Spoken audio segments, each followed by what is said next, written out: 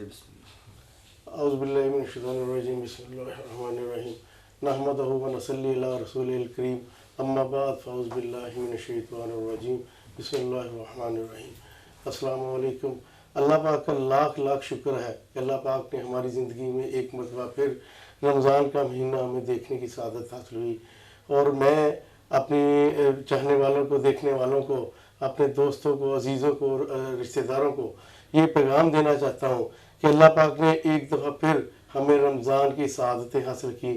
اس کے ساتھ ساتھ ہمیں روزے رکھنے کے اور نمازیں پڑھنے کے بعد ہمیں یہ خاص خیال رکھنا چاہیے کہ اس وقت ہماری عوام، ہمارے دوست، ہمارے احباب ایک غربت میں ہے، اور پاکستان کی جو آج کل حالات ہیں اس میں ہمیں اپنے آس پاس کے ہمسائے، رشتہ دار، اپنے شہری، ان کا خیال رکھنا چاہیے۔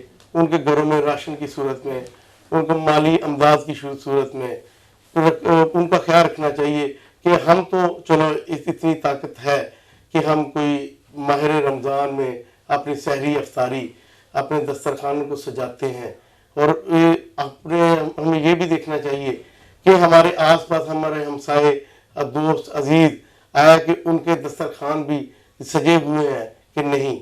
میری آپ سے ریکویسٹ ہے کہ آپ ان کی اس کا خاص خیال رکھیں، اور صدقات، زکوٰۃ، ان کے سارے معاملات ہمیں اچھے طریقے سے دیکھنے چاہیے۔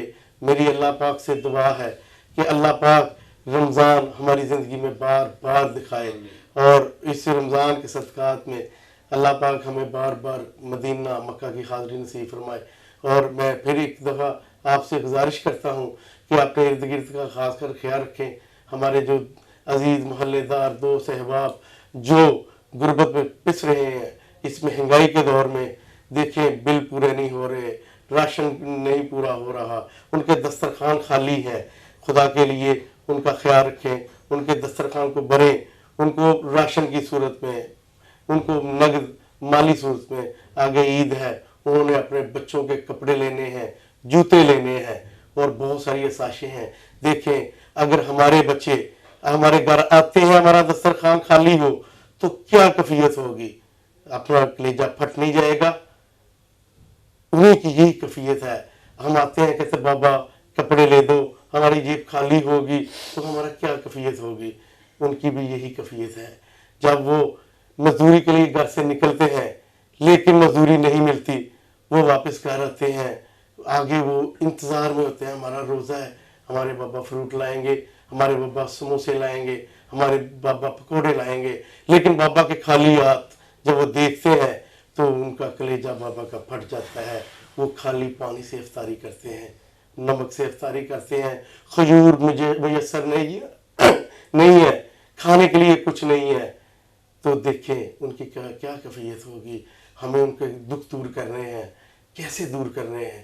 ہم نے ان کے لیے ان کے گھروں میں راشن پہنچانا ہے، پیسے پہنچانے ہیں، جوتے کپڑوں کے لیے، ان کی میڈیسن کے لیے، ان کے بچوں کی تعلیم کے لیے۔ رمضان ہمیں یہی درس دیتا ہے، دوسروں کی خیال رکھنے کا، ان کے جذبات، ان کے خیالات۔ اور میں یہ بھی کہتا ہوں بہت سارے سفید پوش جو آپ کے آگے ہاتھ نہیں پھیلا سکتے، ان کی سفید پوشی کا خیال رکھتے ہوئے مکمل رازداری کے ساتھ ان کے گھروں میں جائیں، ان کو پیکٹ کی صورت میں ان کو یہ احساس نہ دلائیں کہ یہ ہم آپ کو صدقات کر رہے ہیں، ہم آپ کو زکوٰۃ دے رہے ہیں۔ نہیں، ان کو کہ میں اپنے بھائی کی مالی مدد کر رہا ہوں، کس صورت میں کہ میرا بھائی اس وقت اس پوزیشن میں نہیں ہے۔ اور اب اسلام ہمارا کہہ رہا ہے کہ آپ زکوٰۃ صدقات دیں، یہ بتانے کی ضرورت نہیں ہے، اسلام ہمارا درس دے رہا ہے۔ ان کو کہ یہ آپ کی ویسے فیور ہے، میں آپ کو ویسے مدد کر رہا ہوں۔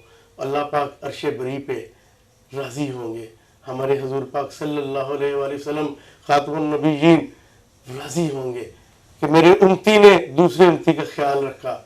تو یہی ہمیں اسلام ہمارا درس دیتا ہے، اور اسی پہ میں آپ کا شکریہ ادا کرتا ہوں۔ بہت شکریہ۔ اللہ حافظ۔ اعوذ باللہ من الشیطان الرجیم، بسم اللہ الرحمن الرحیم۔ میری طرف سے تمام عالم اسلام کو رمضان کی خوشیاں مبارک ہوں۔ اس بابرکت مہینے کے صدقے اللہ تعالیٰ ہم سب کے روزے قبول فرمائے، اور اس بابرکت مہینے کے صدقے میں اپنے ارد گرد کے لوگوں کو اور اہل علاقہ کو یہی پیغام دوں گا، یہی میسیج دوں گا کہ اس بابرکت مہینے میں ہم عبادت بھی کرتے ہیں، اللہ تعالیٰ کو راضی بھی کرتے ہیں، تو اس کے ساتھ ساتھ ہمیں اپنے ارد گرد کے ہمسایوں کو، اہل علاقہ کو بھی نظر رکھنی چاہیے، جو مستحق لوگ ہیں ان کی مدد کرنی چاہیے راشن کی صورت میں، اس کے علاوہ مالی امداد کرنی چاہیے، اور ہر طریقے سے ان کو فائدہ پہنچانا چاہیے۔